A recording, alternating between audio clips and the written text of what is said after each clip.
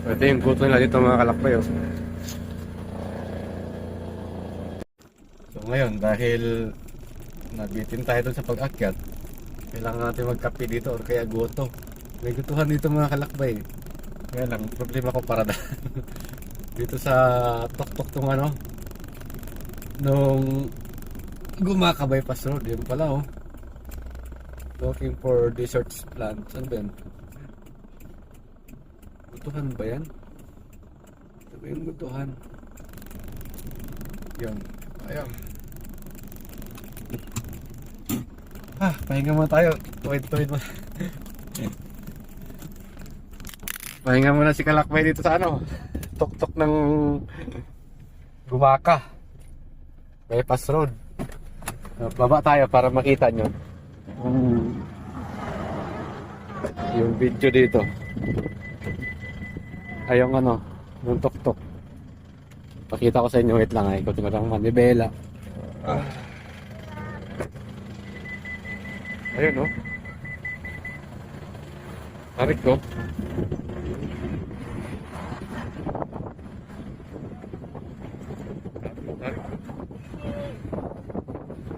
Dagat dito, no? Nandun yung, ayun yung bayan ng ano, Gumaka. Dagat din yun. Dito may mga kainan dito, mga kalakbay, tsaka kapag magpahinga dito, pwede rin. Tayo dito.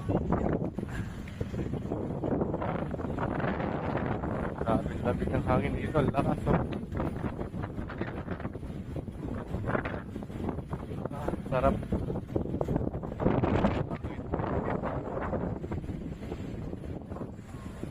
Bakit yan, no?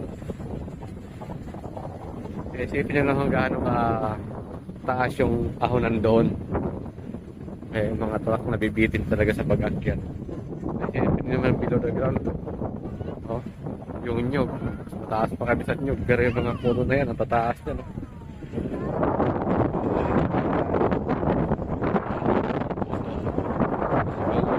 Sigura. Kaya tayo.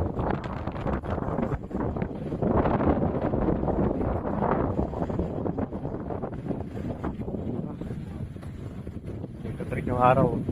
Pero malamig dito mga kalakbay kahit na matirik yung araw dahil nga yung hangin mula doon papunta dito.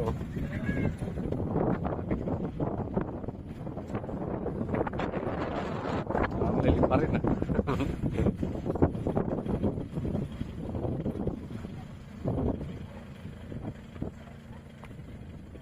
Ganda ng background, green na green, no? Nakakapila yung hangin, parang kahit tinutulak. So, ito yung guto nila dito mga kalakbay, oh.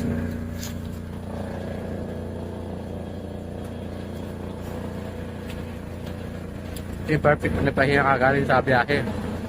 Kasi medyo gitna na to, eh.